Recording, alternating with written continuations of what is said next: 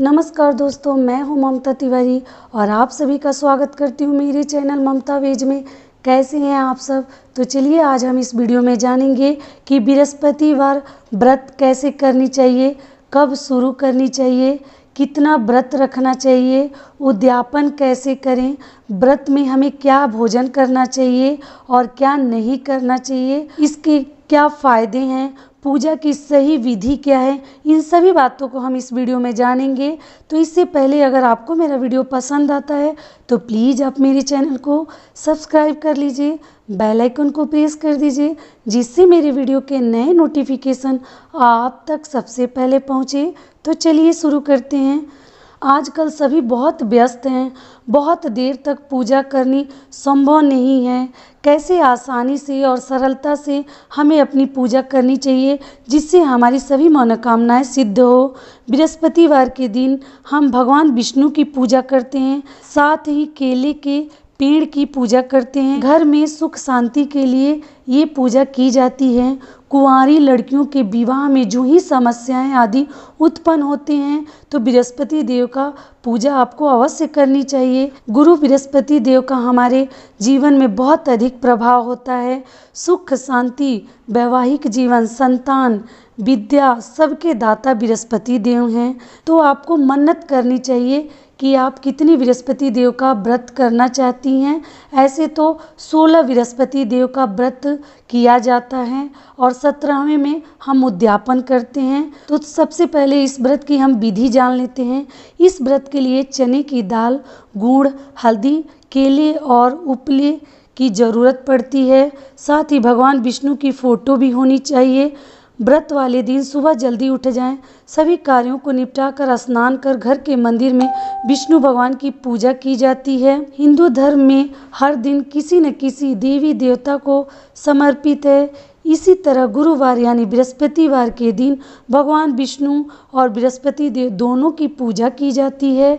इस व्रत को विशेष रूप से कुंवारी लड़कियां विवाह में आ रही रुकावटों को दूर करने के लिए रखती हैं। मान्यता ये भी है जो व्यक्ति पूरी श्रद्धा भाव के साथ पूरे 1 वर्ष तक गुरुवार का व्रत रखता है उसके घर में पैसों की तंगी कभी नहीं आती।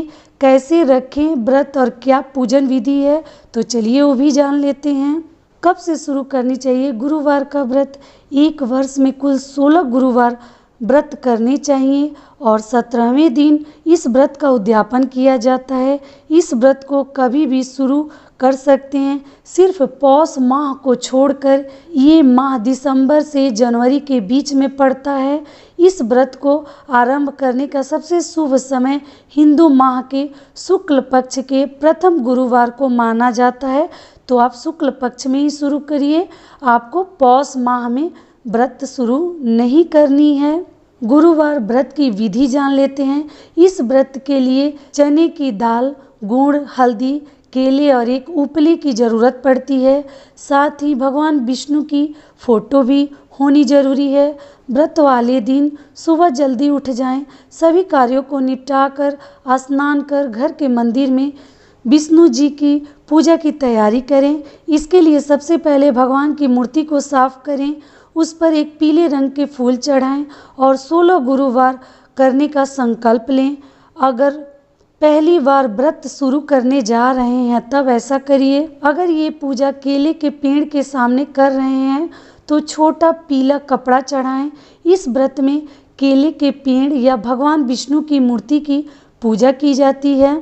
पूजा के लिए एक लोटे में जल रखिए, उसमें थोड़ी हल्दी डालकर भगवान या केले के पेड़ को स्नान कराएं।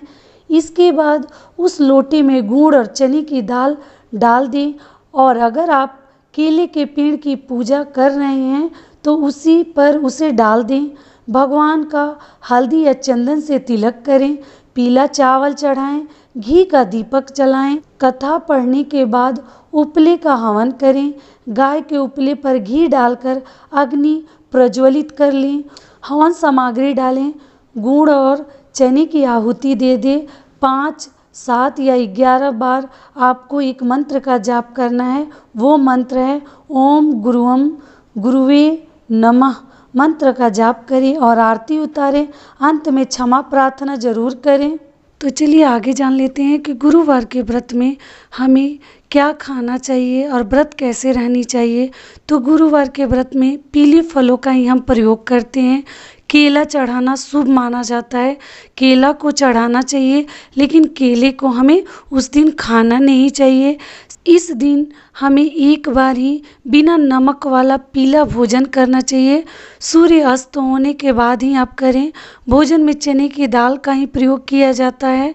तो इस तरीके से हमें खानी चाहिए, नमक नहीं खानी है। अगर आपको केले का पेड़ नहीं मिले तो फिर आप बृहस्पति देव का पूजा कैसे करेंगे, तो इसके लिए भी मैं आपको बता देती हूँ कि अगर आपको केले का पेड़ ना मिले, क्योंकि आजकल लोग फ्लैट में रहते हैं तो बहुत मुश्किल है केले का पेड़ मिलना, लेकिन नहीं मिलता है तो आप तुलसी की क्यारी में उस जल को डाल सकती हैं, जो हल्दी मिला जल है तो उसमें आप डाल दीजिए। इस तरीके से आप बृहस्पतिवार का व्रत करिए। गुरुवार व्रत का हमें उद्यापन कैसे करनी चाहिए तो वो भी हम जान लेते हैं।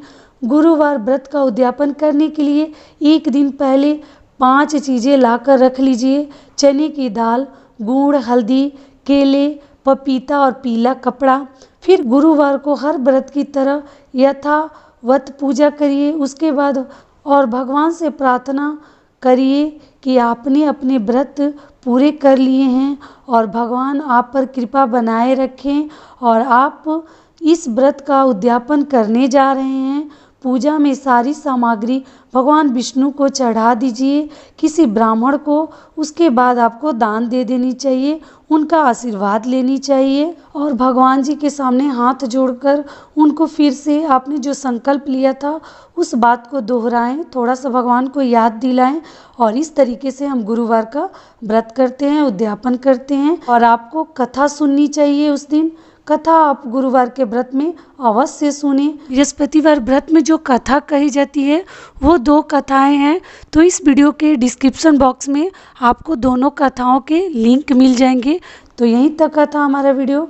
आशा करती हूँ कि इससे आपको थोड़ा सा लाभ मिलेगा और फिर मिलती हूँ एक नए वीडियो में। तब तक के लिए नमस्कार।